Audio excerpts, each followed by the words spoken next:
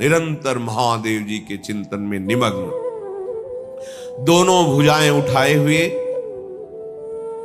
कोई सहारा नहीं, पैर के अंगूठे के अग्रभाग पर खड़े होकर के भगवान शिव के मंत्र का जप करते हुए आकाश की तरफ दृष्टि रखे हुए एकाग्र चित्त से उपासना कर रहे हैं।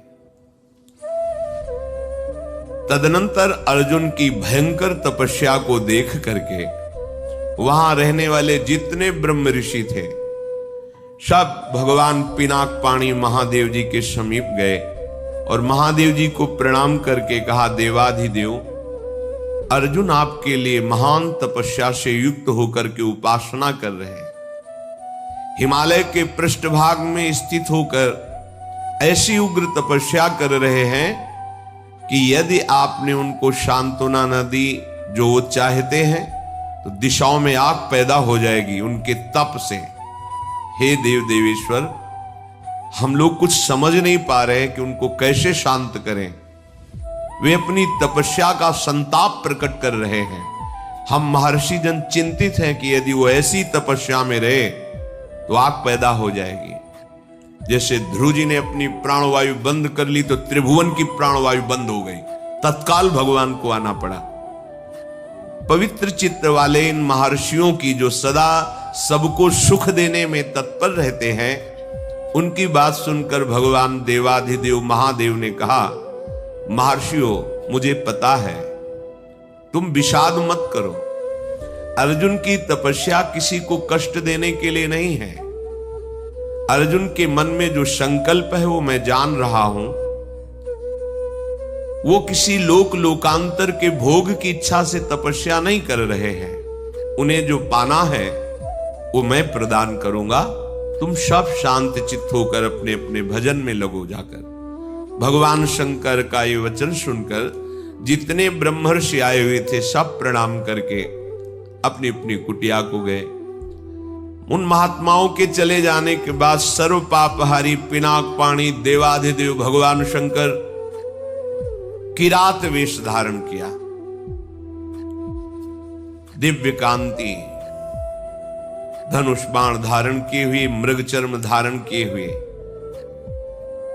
और भगवती उमा भी उसी भेष में साथ में, और साथ में उमा के साथ बहुत सी देवियां और महादेव जी के साथ उनके गण, पर सब किरात वेश में। जे ही भगवान शिव इस वेश में वन में प्रवेश किए तो सारा वन शांत हो गया। खग मृग पशु पंछी वायु जल सबका कोलाहल शांत हो गया, आवाज बंद। एक घुरघुराहट सुनाई दी उस अर्जुन को।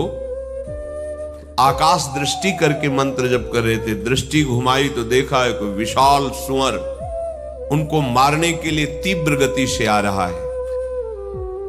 तत्काल अर्जुन ने अपने गांडीव धनुष को उठाया और प्रत्यंचा चढ़ाकर टंकार की, जिसकी ध्वनि उस शांत वन में गूंज गई।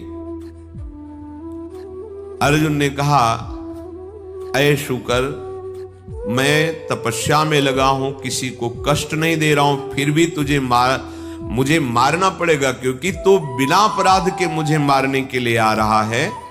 सुदृढ़ धनुष वाले अर्जुन को प्रहार के लिए उद्यत देखकर किरात रूपधारी भगवान शिव ने सहसा रोका। ऐ वीर,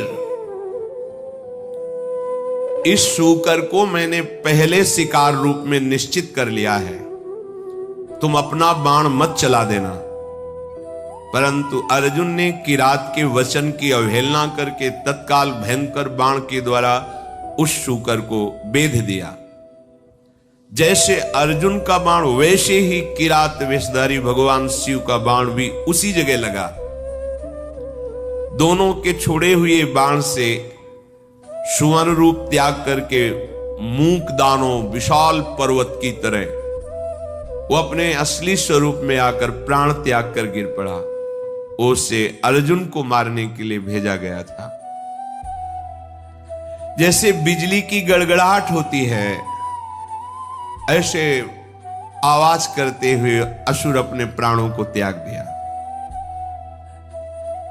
शत्रुनाशक अर्जुन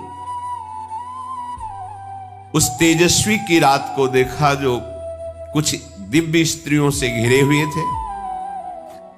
अर्जुन ने कहा, तुम कौन हो और यहां स्त्रियों के साथ क्यों घूम रहे हो? क्या आपको मालूम नहीं कि भयावह वन है? और क्या तुम्हें वन के सिद्धांत का भी ज्ञान नहीं है? जब मैंने लक्ष्य संधान कर दिया तो तुमने बाण क्यों मारा?